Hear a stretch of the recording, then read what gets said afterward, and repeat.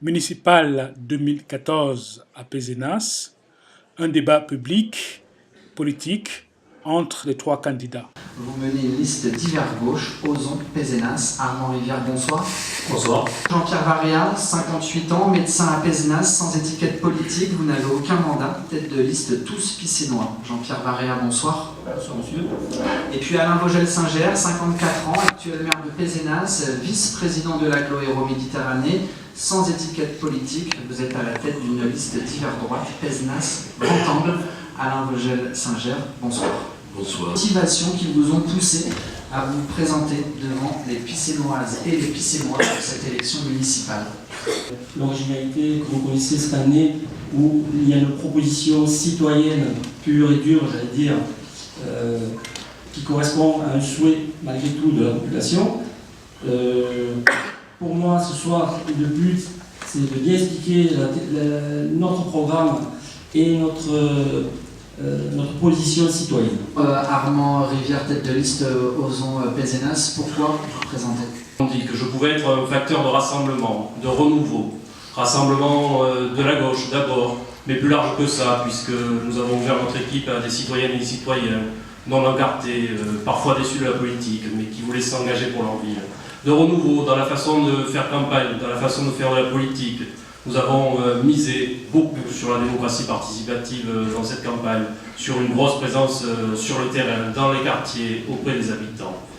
C'est tout cela qui a mûri en moi et qui a fait que je suis devenu la tête de liste que je suis et que j'aspire aux responsabilités d'être maire de Pézenas dans les 6 ans qui viennent.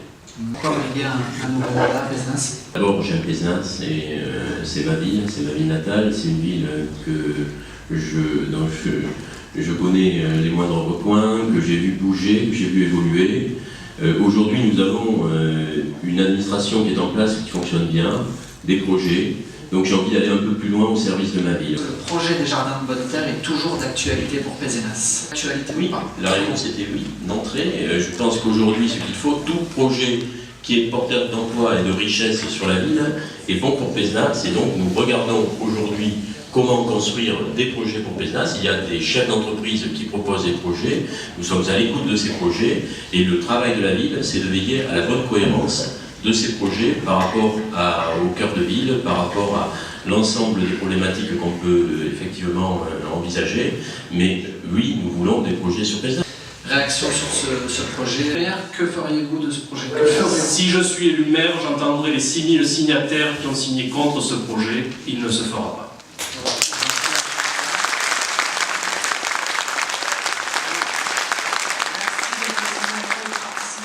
Question Jean-Pierre Varrea, une réaction donc sur les jardins de Bonne Terre, tous Piscinois. Bonne Terre, c'est très clair.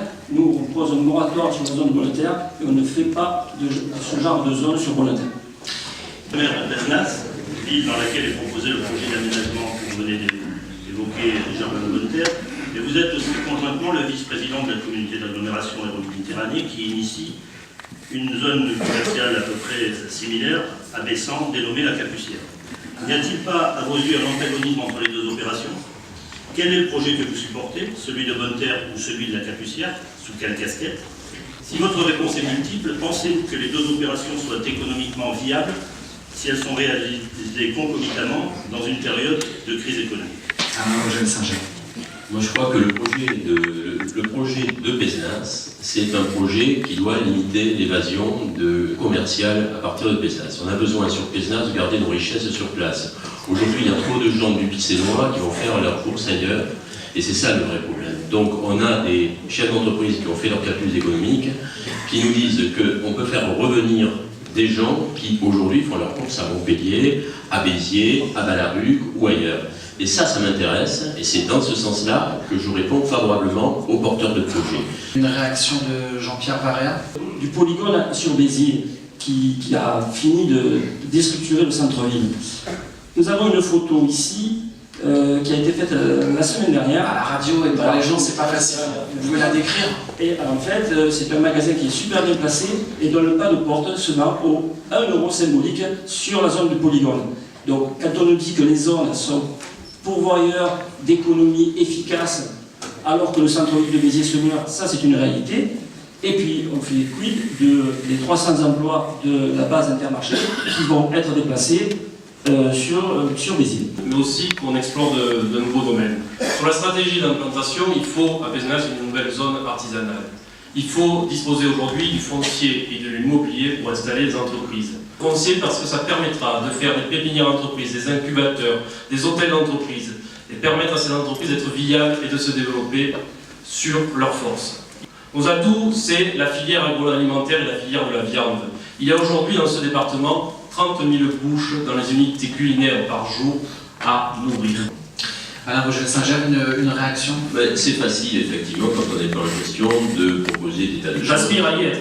J'ai bien compris, j'ai bien entendu, ça se sent, ça se voit. Simplement, le souci, c'est que le foncier en tant que tel, par exemple, c'est pas forcément sur Pézenas qu'il faut le chercher pour être dans l'activité artisanale.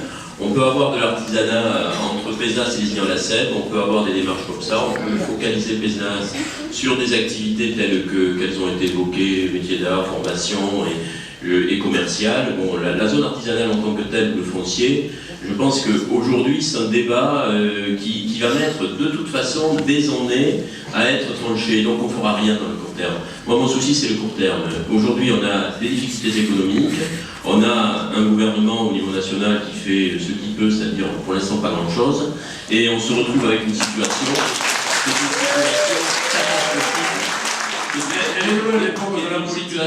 qui est une situation catastrophique pour le... J'ai pas l'impression qu'elle soit loin quand je t'écoute. Donc je dis, on est dans une démarche aujourd'hui catastrophique au niveau national, on a besoin d'avoir au niveau local, pas du tout. Je crois qu'on a un centre-ville qui est actif, un centre-ville qui a été travaillé, on n'a pas mis le marché de Noël. On n'a pas mis le marché de Noël cette année parce qu'il faut être vigilant par rapport aux commerçants, il faut faire les choses en donnant le temps au temps. Et je pense que ce marché de Noël, c'est une très belle idée. Moi, j'ai déjà écouté mes programmes. Ils vont partir avec des marchés de Noël, un deuxième marché hebdomadaire, le marché du samedi qui doit être un peu aménagé, mais il faut que les commerçants non sédentaires et les commerçants sédentaires se parlent. Le débat était âpre entre les trois candidats. Dans un foyer de campagne rempli, c'est aux Pécinoises d'aller voter le 20 et 30 mars pour élire leur futur maire.